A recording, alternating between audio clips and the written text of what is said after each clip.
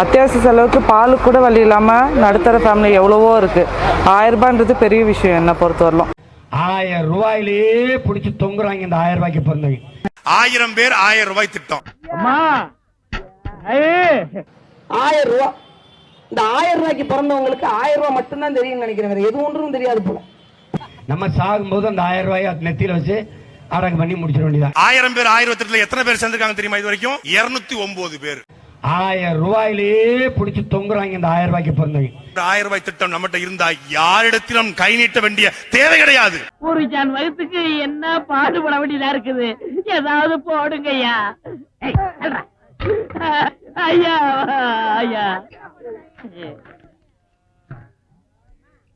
கச்சத்தீவு பிரச்சனைக்கும் காவிரி பிரச்சனைக்கும் முல்லைப்பெரியார் பிரச்சனைக்கும் சீமான் ஒரு தீர்வு சொல்லுங்கன்னு கேட்கிறேன். அதாவது நான் தான் தண்ணீரே நாங்க வந்து கேட்க போறது இல்லை. கச்சத்தீவை எப்படி மீட்கிறது? காவிரியில தண்ணி எப்படி வாங்குறது? முல்லைப்பெரியார் அணையை 156 அடிக்கு எப்படி கொண்டு வரும்?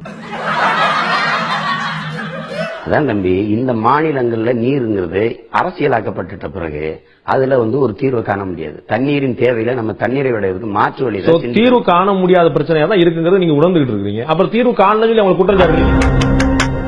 நான் கேட்கறது கச்சத்தீவு பிரச்சனை இல்ல, முல்லைப்பெரியார்ல காவிரில துரோகம் செஞ்சுட்டாங்கன்னு சொல்றீங்கல்ல, அதுக்கு ஒரு தீர்வு நீங்க சொல்லுங்க. நான் கேட்க பதில் தெரியாதவன்கிட்ட கேள்வி கேட்டா கூட தேடி பூச்சி ஏதாவது தப்பாவது பதில் சொல்லுவான். எனக்கு கேள்வியே தெரியாதே, நான் யாரு? வெறும் டுபாக்கூர். இந்தியாவில் எந்த அரசியல் தலைவர் அதிகமாக மக்கள் பிரச்சனைக்கு முன்னின்று போராடி இருக்கிறார் என்று கணக்கெடுக்கும் போது அதிலே முதலிடத்தில் சீமான்.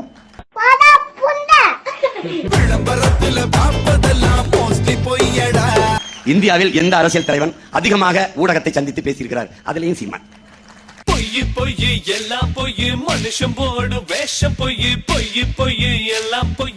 உண்மைக்கு, நேர்மைக்கு, நான் வந்து உன்கிட்ட சீரழிஞ்சிட்டேன், எளிமைக்கு, தூய்மைக்கு. வீடியோஸ் போட்டா நீ என்ன உன் பாட்டு கால்குல வச்சுட்டு என்ன வேணாலும் போட நினைச்சிட்டு இருக்கிற. வாக்கு செலுத்த வேண்டிய உங்கள் சின்னம் மைக்.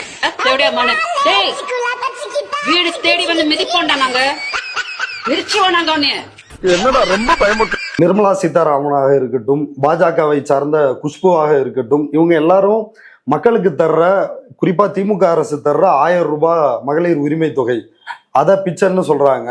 இப்ப மழை வெள்ள பிரச்சனை வந்தா 6000 ரூபாய் கொடுக்குறாங்க, அதை வந்து பிச்சைன்னு சொல்றாங்க.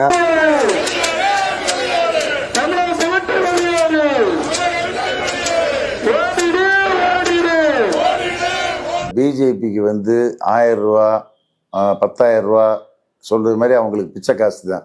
காரணம், ஸ்டேட் பேங்க் இந்த பத்திர ஊழல் இருக்குல்ல, அதை 11,000 கோடி ஊழல் பண்ணிருக்காங்க. அப்படி பார்க்கும்போது இதெல்லாம் பிச்சை காசு தானே அவங்களுக்கு.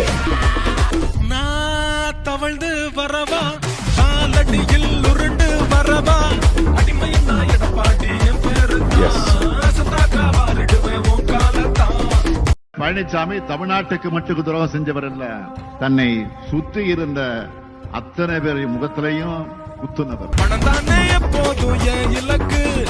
இன்னமும் அவர்கள் கழகத்தினுடைய பொதுச் செயலாளராக பொறுப்பேற்க வேண்டும். பட்டியலை வழங்க உள்ளோம்.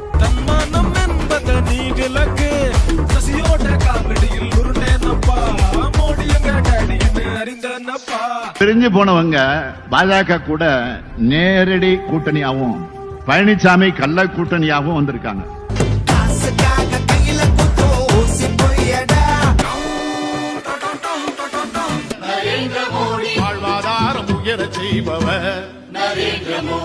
நம்ம ஆட்சியை குறை சொல்லி ஒருத்தர் பேசிக்கிட்டு இருக்காரு. அவருக்கு ஊர்ல வச்ச பேரு பாதம் தாங்கி பழனிசாமி, பச்சை பொய் பழனிசாமி, பச்சை துரோகம் பழனிசாமி. கோமாளிகளையும் அவரது எஜமானர்களையும் நிராகரிப்போம், பொதுநலன் கருதி வெளியிடுவோம், சுயமரியாதை கொண்டு. மனுஷன் பொய் பேசலாம், ஆனா ஏக்கர் கணக்கில் பேசக்கூடாதுன்னு. எடப்பாடியார் அவர்கள் இது எல்லாத்தையும் ஆதரிச்சுட்டு பிஜேபிக்கு ஜால்ரா போட்டுட்டு இருந்தாரு அப்படிங்கறதுதான் உண்மை. சிஏஏ என்ஆர்சி சட்டத்துக்கு ஆதரவு தெரிவிச்சிருப்பாங்களா?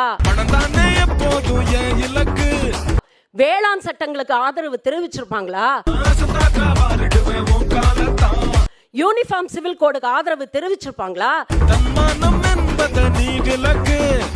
நீட் தேர்வுக்கு ஆதரவு தெரிவிச்சிருப்பாங்களா? மாநில உரிமைகளை விட்டு கொடுத்திருப்பாங்களா?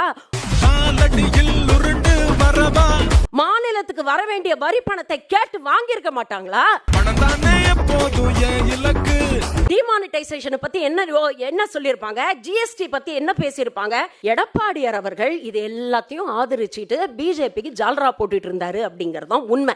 1000 ரூபாயே 1 கோடி பேருக்கு கொடுக்கறது சவாலா இருக்குன்னா நீங்க 3000 ரூபாய் நாடு முழுக்க கொடுப்பறேன்னு சொல்றீங்களே, அதெல்லாம் சாத்தியமா? ரொக்கமா பணம் கொடுக்கற கல்ச்சர் சரியா? மீன் கொடுக்கணுமா, மீன் பிடிக்க கத்து கொடுக்கணும்? அதாவது ரொக்கமா பணம் கொடுக்கறது கிடையாது, எல்லாமே பேங்க் மூலியமா அனுப்பலாம், வங்கிகள் மூலமாக அனுப்பலாம். கையில கொடுக்கறதும் பேங்க் மூலமா கொடுக்கறதும் ஒண்ணுதாண்டா செத்தனாயே. நாங்கள் தமிழர்களுக்காக போராடுவோம், மாணவர்களின் நலன் கருதி பாடுபடுவோம், நாங்கள் தேச ஒற்றுமைக்காக குரல் கொடுப்போம். ஓகே வாஜி, ஏதாவது மாத்தி பேசணுமா ஜி? நீங்க எப்படி சொல்றீங்களோ அப்படியே பேசிக்கலாம் ஜி.